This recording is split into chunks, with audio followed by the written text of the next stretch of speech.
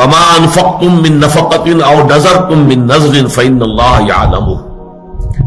جو بھی تم اللہ کی راہ میں خرچ کرتے ہو اور جو بھی نظر تم مانتے ہو یا نظر گزرانتے ہو اللہ کی جناب میں، تو اللہ کے وہ علم میں ہوتا ہے۔ نظر کے بارے میں نے عرض کیا تھا کہ قرآن مجید میں اگرچہ یہ بات تو ہمیں معلوم ہوتی ہے کہ اگر نظر مانی جائے، منت مانی جائے، تو پھر اس کا پورا کرنا ضروری ہے۔ یوفون بالنذر ویخافون یوما کان شرہ مستطیرا، سورۃ الدہر میں بھی آیت آئی ہے، نظر کے پورا کرنے والے جو ہیں ان کی وہاں کی گئی ہے۔ البتہ میں نے عرض کیا تھا کہ جہاں تک نظر کا اصلاً معاملہ ہے تو میری طبیعت کچھ اس کو قبول نہیں کرتی، مناسبت نہیں ہے میری طبیعت کو کہ اللہ کے ساتھ اس طرح کا معاملہ کیا جائے کہ اللہ اگر یہ میرا کام تو کر دے تو پھر میں تیرے لیے اتنی خیرات کروں، اتنی نفل پڑھوں گا یا اتنی عبادت کروں گا۔ اس طرح کی سودے بازی اللہ تعالیٰ کے ساتھ کرنا کچھ اچھا نہیں لگتا۔ اس پر سوال بھی آیا تھا، میں نے پھر عرض کیا تھا کہ میرے پاس دلیل کوئی نہیں ہے، لیکن میں تو صرف اپنا جو بھی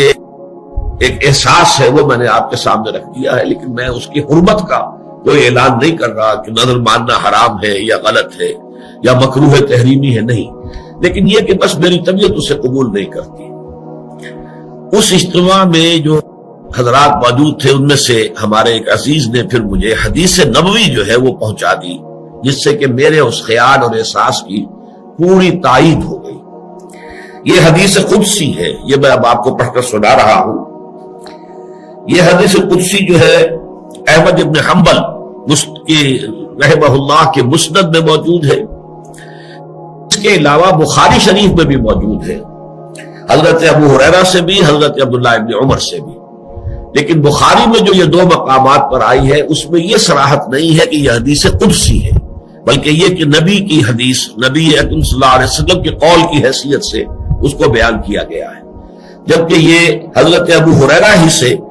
جبکہ مسند احمد ابن حنبل میں آئی ہے تو اس میں بالکل وضاحت ہے کہ یہ حدیث قدسی ہے، اور میں اسی کا متن آپ کو سنا رہا ہوں۔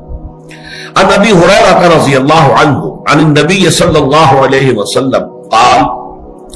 قال اللہ عز وجل، حضرت ابو ہریرہ سے روایت ہے اور وہ روایت کر رہے نبی اکرم صلی اللہ علیہ وسلم سے کہ آپ نے فرمایا کہ اللہ تعالیٰ یہ فرماتا ہے، قال اللہ عز وجل لا یأتی النذر علی ابن آدم بشیء لم اقدرہ علیہ،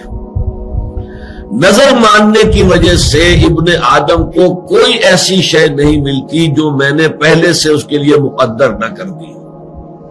یا نظر کا ماننا نہ ماننا اس اعتبار سے گویا کہ بالکل برابر ہے۔ اللہ تعالیٰ نے جو بات پہلے سے طے کی ہوئی ہے اس نظر کی وجہ سے اس پہ کوئی تبدیلی نہیں ہوگی۔ فرمایا قال اللہ عز وجل لا یأتی